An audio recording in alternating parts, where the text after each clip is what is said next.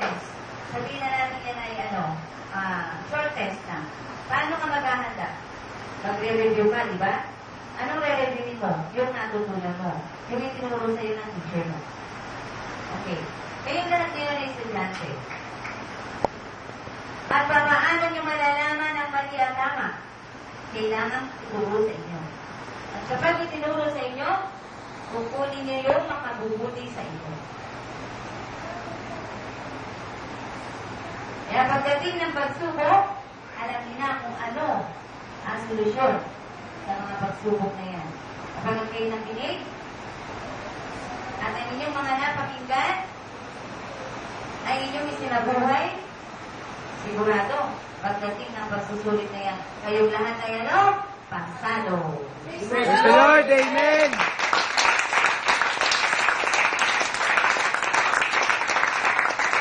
Kaya kailangan habang mayroong nagsasalita ay makinig. Hindi kayo magiging isang magaling na estudyante. Masasayanin ninyo ang bawat pananalita ng inyong teacher. Bawat galaw, umpas ng kamay ng teacher mo ay alam mo.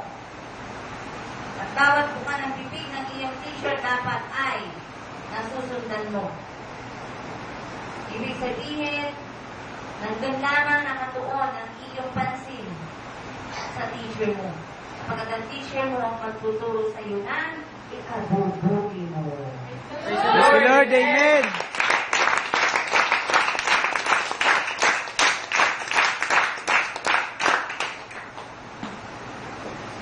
So, napansin ninyo na marami tayong binasa ngayon sapagkat hindi tayo matututo sa isa lamang matatamputin natin na salita ng Diyos.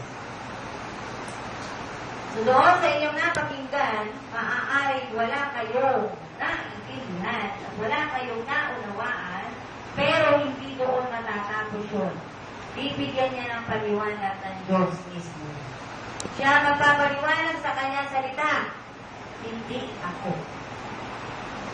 At ako'y walang alam. Ang Diyos ang tanging merong alam. At siya magtuturo sa ating lahat. Praise the Lord, Amen!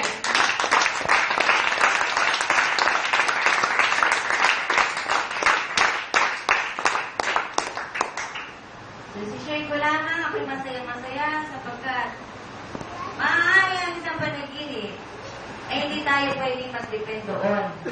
Pero bagamat ito isang panaginip, ako'y naging masaya. At sa aking kasiyahan, mayroong kalungkutan sa ilalim ng puso ko. Ito'y kukwento ko na sa inyo. Pagkat Father's Day ngayon, ang aking namayapang ama, noong ako'y 21 years old, kagabi ay aking nakita sa aking panaginip. Purihin ang Diyos. Praise the Lord, Amen!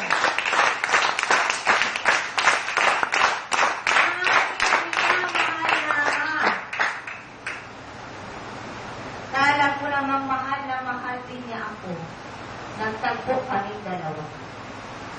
Sa aming pagtatagpo, ako ay masaya. Nasabi ko,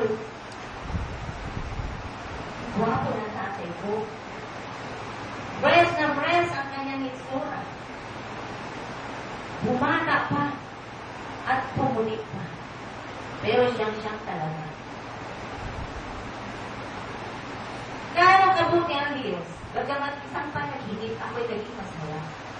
Subalit tumulo ang puso ko ngayon. Kapag napakapalad ninyo ngayong mga narito na ang inyong mga amay kasama niyo pa. Praise the Lord, Amen!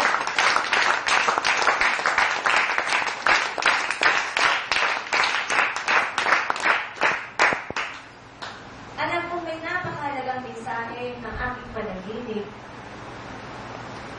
At habang ako'y mabalito, nakasakay ko sa FX. Ang panaginip ko ay binabalik-balikan ko. At itong aral para sa inyo. Pagkat ngayon ay Father's Day, may panahon pa.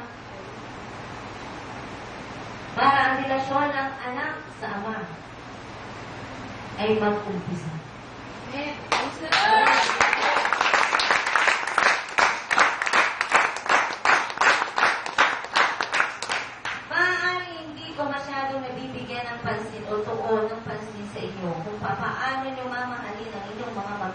lalo-lalo na ang inyong ama. Na alam naman natin ang ating tatay ang ating provider. Tama ba? Pero some of them, meron din nanay kapag ang tatay walang trabaho. Pero ang talagang provider ay sino? Ang tatay. Ha?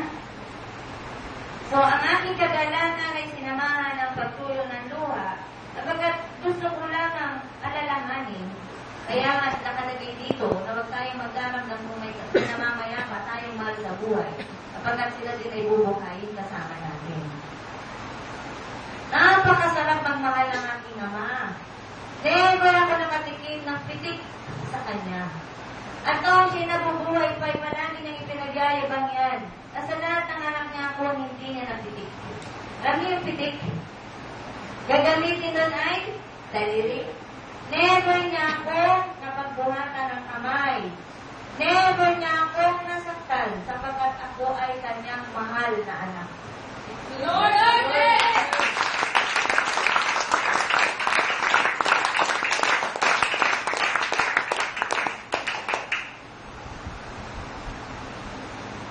Napakalaking aral ito, ngayong araw na ito sa atin na. Kasama na ako doon. Ano man ang relasyon nyo sa inyong mga magulang, sa inyong ama, ngayon, sa kasalukuyan, gawin nyo ng maganda. Gawin nyo ng meaningful. Sino man ang may pagkakamali, sino man ang may pagkukulang, kayong mga anak ng Diyos na ang gumawa ng dapat ibigay na pagmamahal sa inyong mga ama. Praise the Lord! Amen!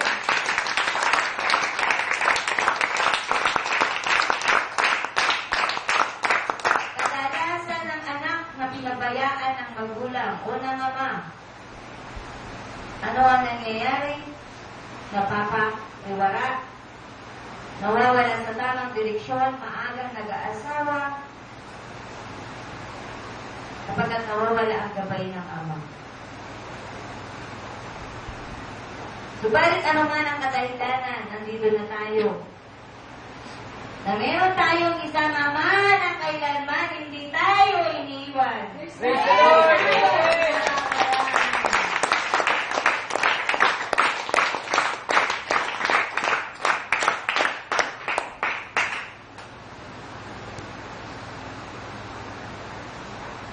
Eh doon naman sa mga anak na wala ng tatay, kagaya ko, at kagaya din ng mga anak ko, sapagkat ang tatay nila ay wala na rin, huwag tayong malungkot.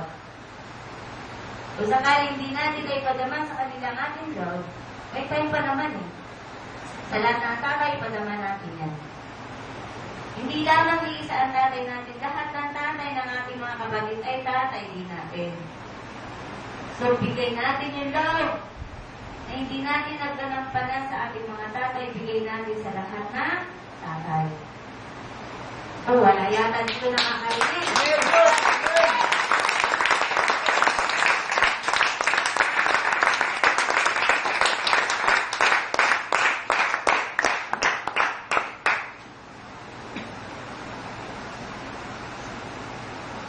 Ang totoo lang niyo ba?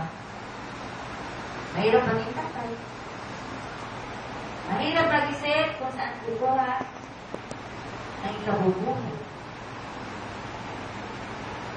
Kaya nga yung mga tao na, mga tatay na mahal ang anak, lahat yan ay ibibigay. Kaya kahit panganisan, hindi nila alam kung saan na nabubuta yung mga anak nila, give ng give lang yan. Yun yung way ng kanilang love.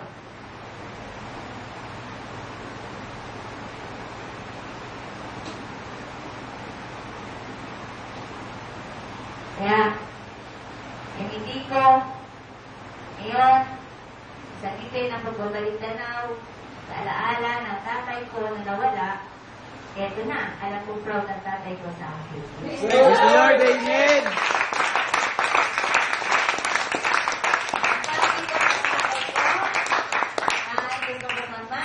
Sabi ng tatay ko, anak, hindi ako naniniwalang magmamadre ka.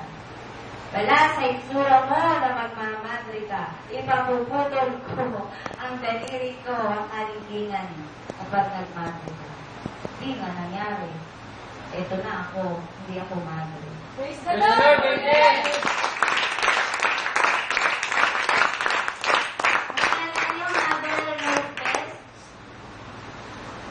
Father knows best din. Ha? Hindi lang mother. Father.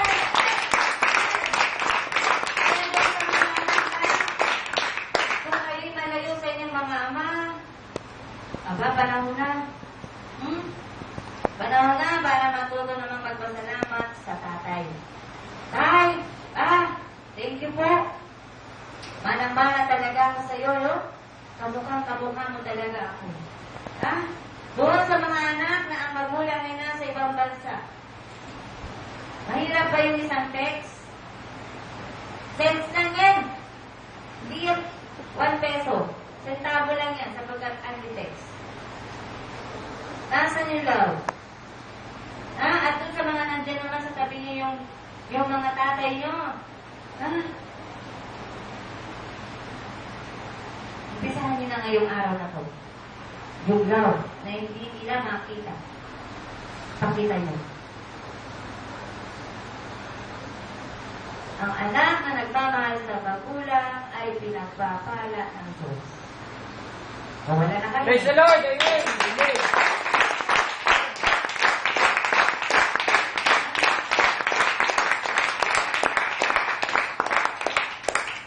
Doon sa mga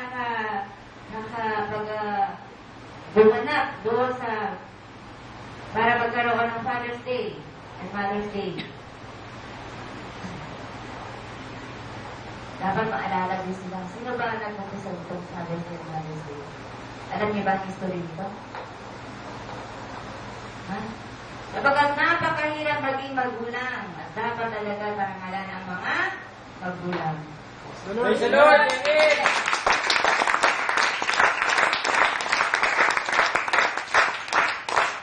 Kaya mga anak na narito, para doon sa mga magulang na hindi nauunawaan ang gawain ito, aayusin natin ang oras nyo dito.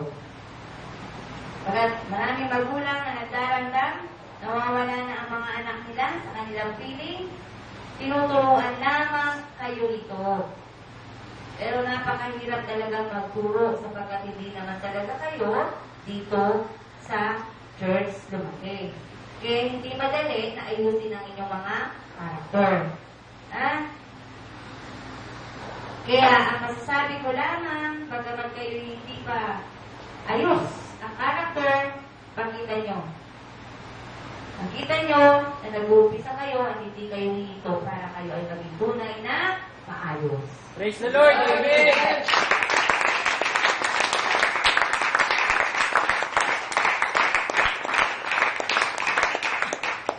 Ganun pa man, huwag tayong lalayo. Ang ating pinag-uusapan dito ay ang Diyos. Buhay na nakalulugo sa Diyos, relasyon sa magulang, relasyon sa mga mahal sa buhay, relasyon sa looban ng tahanan, at relasyon sa lahat. Kapag okay ka sa sarili mo, magkakaroon ka ng magandang relasyon kahit kanino. Amen.